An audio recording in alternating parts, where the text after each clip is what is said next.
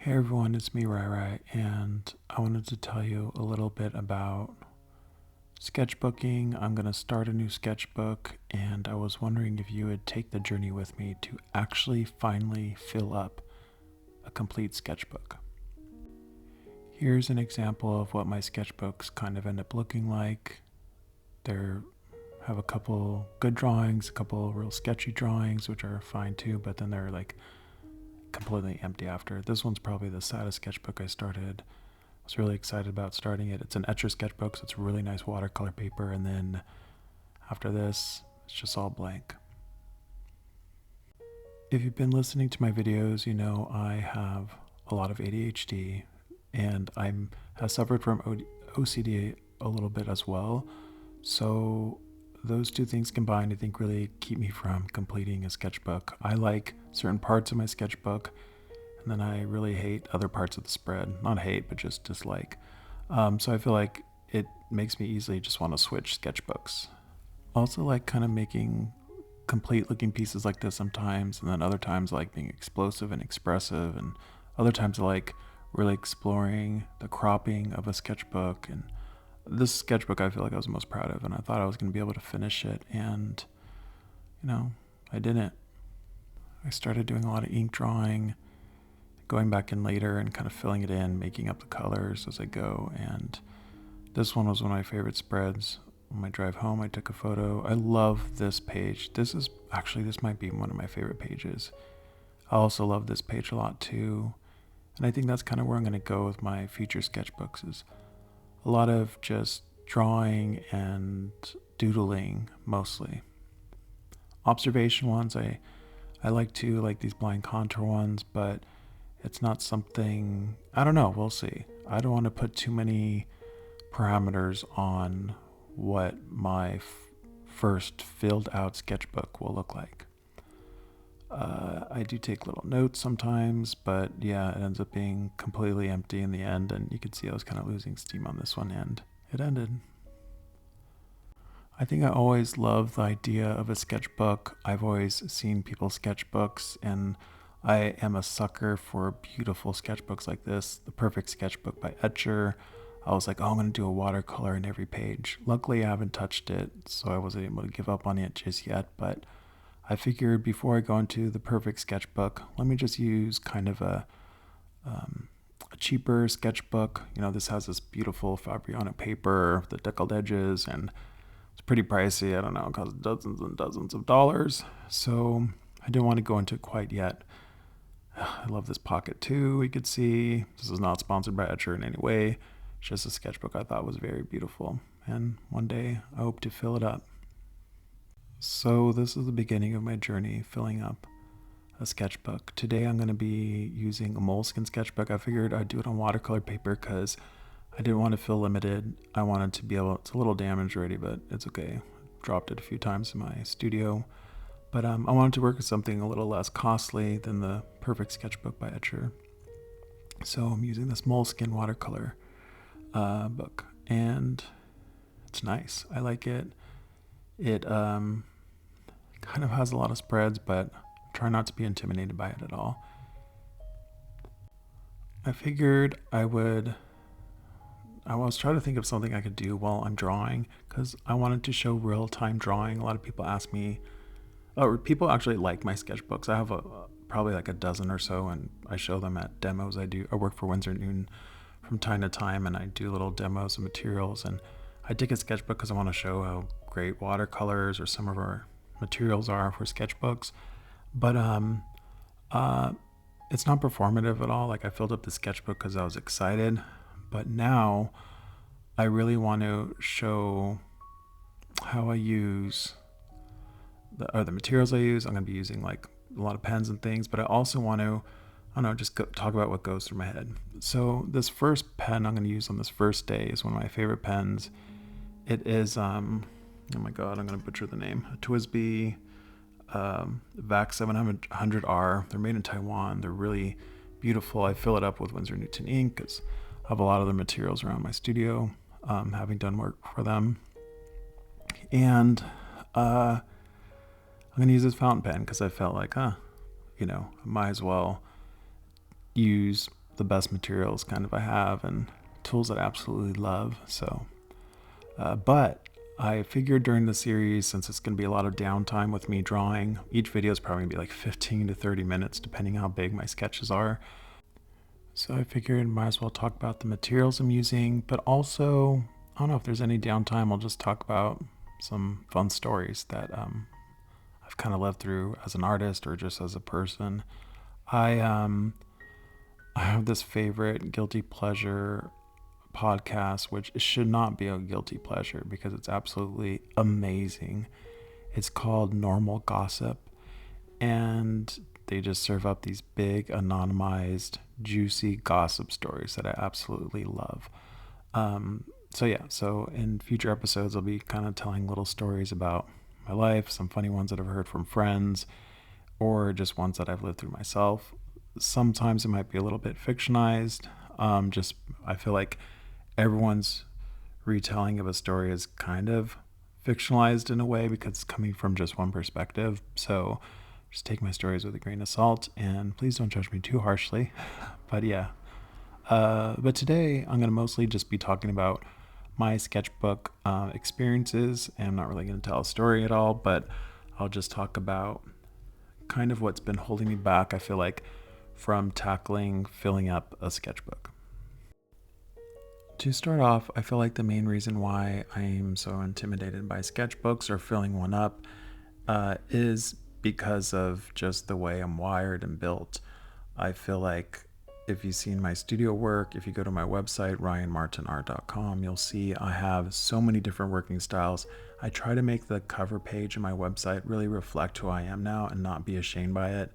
I feel like a lot of the pressure I had as an artist is to make these very pristine, very edited kind of bodies of work, and that's just not the kind of person I am. I like to dabble into a bunch of different things. I like drawing, I like painting, I like crafting, I like for drawing and painting just alone, I like acrylic, oil, and watercolor, and I'm starting to like them all equally now. I love gouache. I loved paper making in the book. Paper making was one of my favorite classes in college, and I'd love to have a studio practice of that one day. So just have all these, I love sewing too. I just have all these passions that I love, and professionally and like mentors or just inside the art world and outside the art world has always given advice to stay very focused. And it's just, if you're watching this YouTube channel, you'd probably already know I'm really scatterbrained, and I don't know, I just feel like embracing myself more as I get older, because I feel like life is too short for me not to try the things that I wanted to try. And as I get older and loved ones are starting to either deteriorate or leave us, I'm starting to think more about that a lot of the things I pursued in my art career aren't as meaningful as what I'm experiencing now in my art practice. And last year I applied to said yes to like every single show that was offered to me. So I was in 18 or something shows, group shows, and it was so much logistics to do, so much shipping out art and dropping off art and emails and correspondence and taking photos of art. And if you're an artist, you know that like the administration stuff could really take a lot of your time really fast. So that's why I decided this year to just say no to everything, unless it was like a hell yes, like I did at GCS Agency Gallery in San Francisco. I did an open studio there, and to me that was a hell yes, because the space was beautiful. The director there and the worker there was really nice, and I just had a great experience. And I did the show with a friend, my coworker, Tom Colcord. I'll put his link in the bio if you want to check out his art too. And another kind of more of an acquaintance of mine, I'll put her art in there too, or website, so you could check it out. But it was just a fun show. And I also had a show with faculty members for one of the schools I work at, and that was a lot of fun. And so it was kind of just like 2 shows I did, and then so versus like 18 or whatever. And then on top of that, I just recently did the portrait show with Modern Eden, which I am committing to do every year. They invite me or reach out to me, and because I just love that gallery, it's super fun. I love the people who work there as well, and I don't know, I love all the camaraderie of the artists there. I always feel very comfortable with every single artist I've met in their stable, and also just kind of that participate in their shows. Okay, so anyways, how does this have to do about sketchbooks? I think it's about a time thing. I am always feeling crunch for time.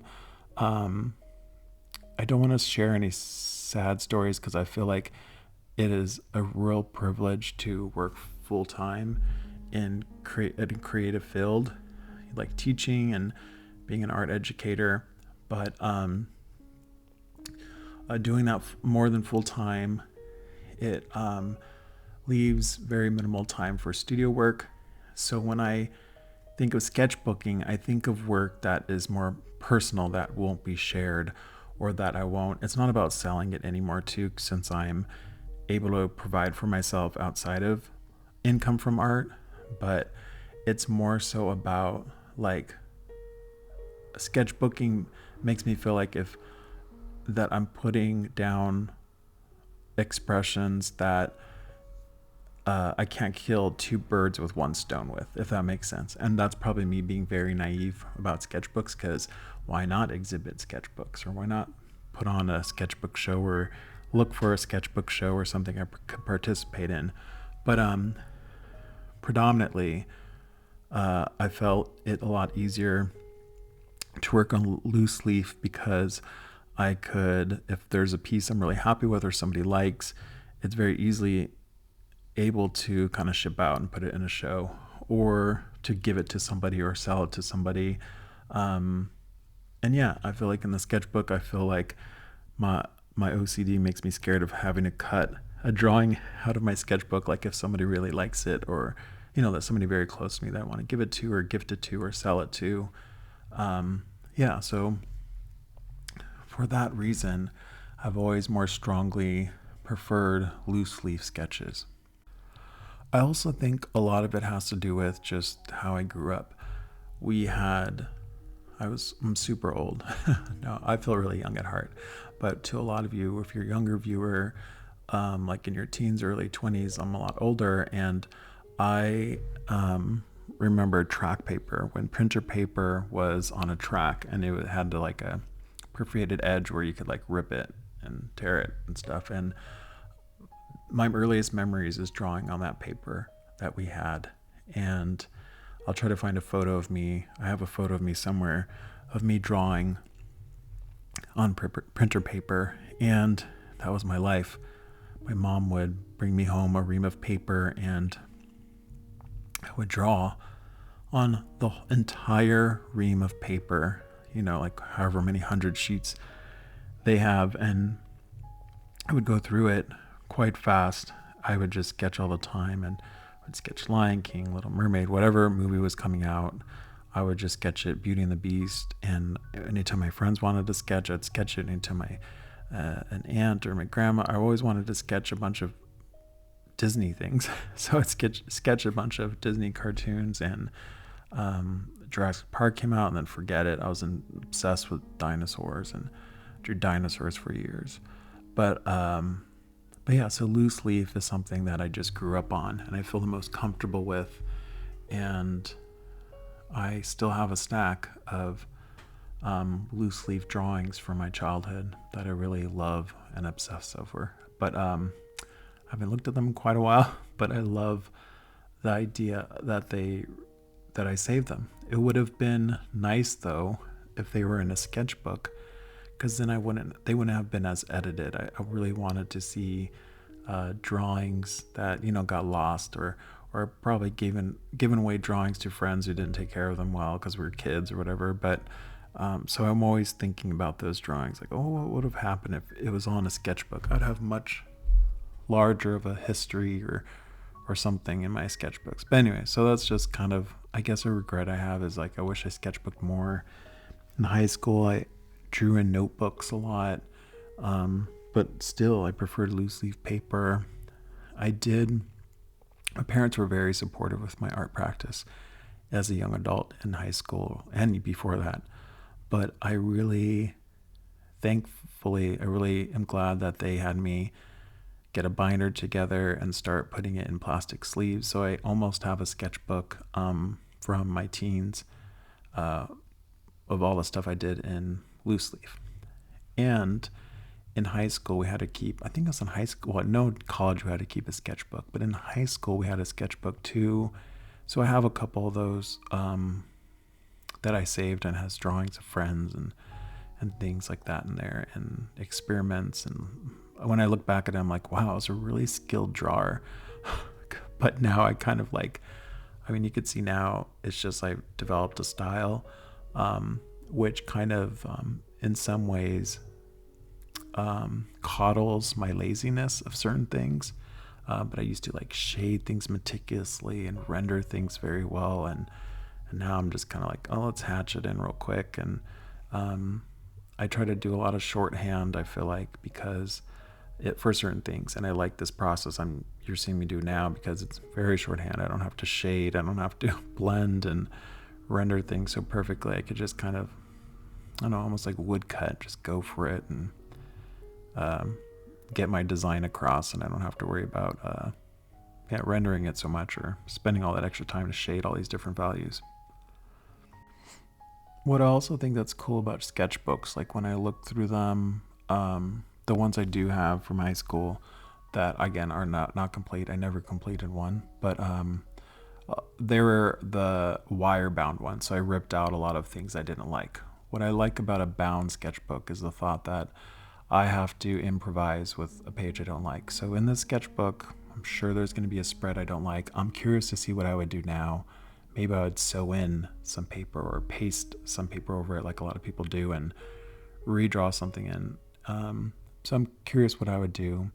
I also like that sketchbooks keep things kind of chronological, whereas the loose leaf stacks I have from my childhood are kind of all out of order. And even though I dated them, the dates are kind of sometimes faded, or I can't have horrible penmanship when I was little, so yeah, it doesn't matter as much. But yeah, so I'm just curious to see the chronological order of things in sketchbooks as well.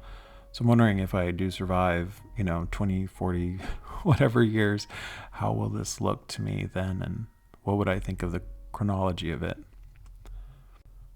I also like the idea that sketchbooks keep the papers pretty safe. A lot of the drawings I have from when I was little are pretty damaged, and they weren't drawing paper as well. Loose leaf, you're more tempted when you're little to grab paper that has acid in it. It's going to be like getting burnt and turning brown over the years, or fading the markers and stuff like that.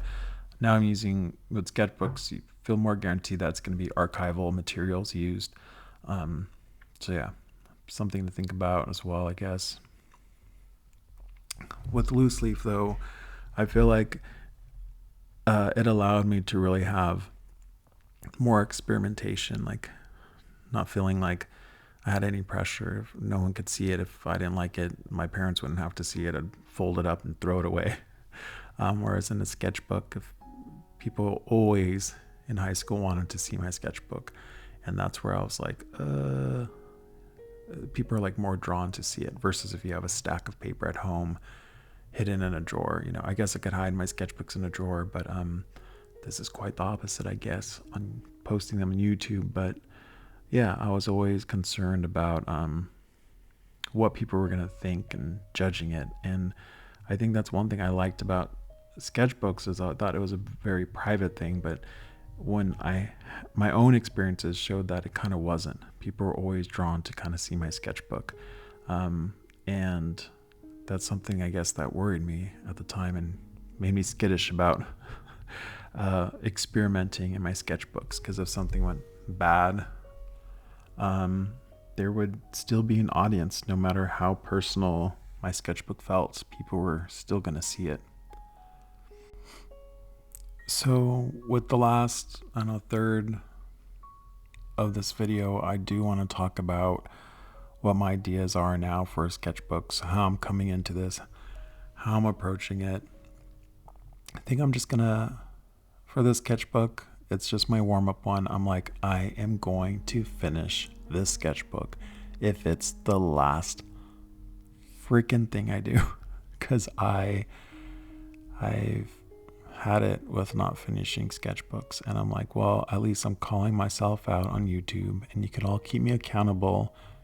If I skip a week and I didn't post any sketchbooks, I haven't finished. So wait for that. I'm finished with my first sketchbook ever video, and we could celebrate together in some way.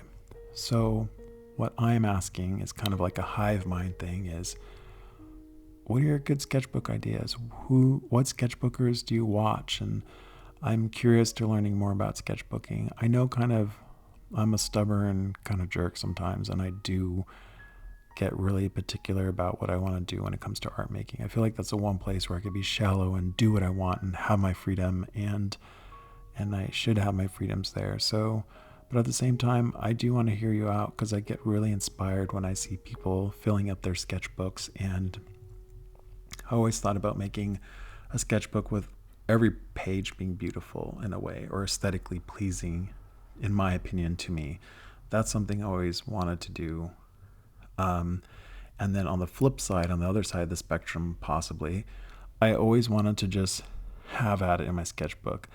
Just let it get really thick and chunky and layered and gross, and have a bunch of crappy drawings. With the shitty drawings, also have great drawings. And I just always wanted to just have that freedom to just have a sketchbook that I don't care about, but that it's filled. Like, it's just like I just vomit everything I want to say into it. I could write into it. I could collage into it. I could draw into it. I could do whatever I want into it.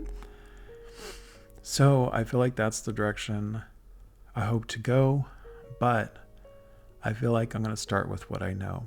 And what I know best is I love to draw. I love to paint. And drawing is something that I love so much because it is my first love, and it is so immediate. And I feel like it really lends itself to the sketchbook nature. I could do this easily sitting on my couch if I wanted. Of course, I'm going to do this in my studio so I could film it easier, but I just love that freedom of not having to sit in front of the easel. And I could just blast my music as loud as I can. I could just ramble on and talk to you guys about funny life stories. I hope you get a kick out of some of them. But yeah, this is my journey. I'm starting with what I know. And one of my favorite things to draw in college was orchids.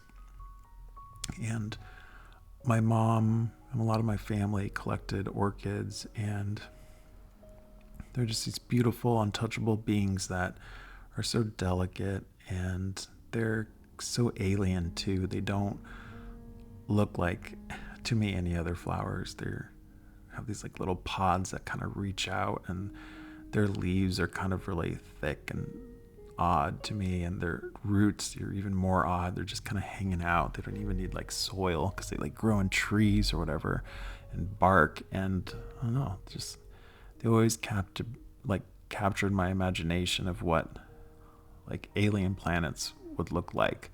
Is they'd probably be covered in a bunch of orchid type things, or sea anemones, or something like that. Just some kind of creature that had all kinds of little tendrils and roots that kind of just wrap around everything. But anyways, that's my little spiel on kind of what I am hoping to achieve with my sketchbook. For the start is to start with what I know and just kind of let it evolve. So my plan for this sketchbook, because I don't really have something too set in stone, but my plan is to just fill it up with ink drawings. If something else comes of it, okay, that's fine. That's kind of why I made sure I got a sketchbook for this first one that had watercolor paper, because maybe I might go back into it one day if I'm like, the black and white's great, but after I finish the sketchbook, maybe I'm like, maybe it's never going to be finished. Maybe I'm always working into it. But the goal for finish means filling every spread in this book. So doing some kind of drawing or painting or something. So yeah, I was thinking maybe I could fill this all in, and then maybe I could do, I don't know, a series where or maybe just one video where it cuts to me filling in every spread with a little bit of watercolor in these drawings. Yeah, I don't know. Maybe I'm going to do collage over them. Who knows? Can you wait to see what happens? I really can't wait to see what happens because I'm probably going to fail miserably. You're probably going to see me a year from now saying, oh, yeah, I remember that sketchbook I never finished, but I'm going to try.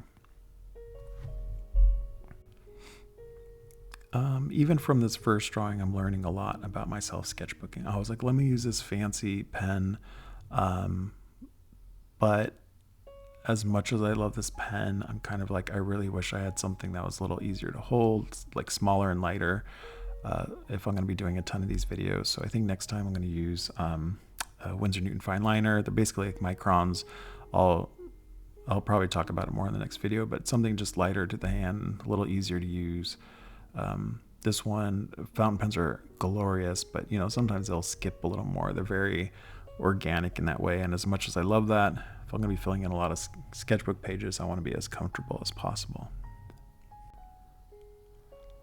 I feel like I'm about done with this drawing. I feel like I'm just going to add a few more things to kind of tie together the second page.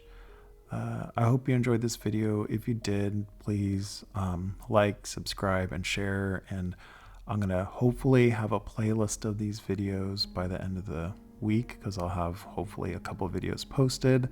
I'll try to do a drawing or two a week to fill it up, maybe more, maybe a drawing or two a day. But yeah, here's the finished drawing. Let me know what you think in the comments, or if you don't feel like commenting, you could always DM me. My Instagram is RaiRaiPaints. I think what I like about this drawing is how much contrast there is and how simple it is. I like the way the pen skips over the paper a little bit. It makes me have to improvise a lot. I like that I can't erase. I just have to go with a flow and still kind of make it work and try to pull an aesthetic out of it. But yeah. Until next time, I'll see you guys later.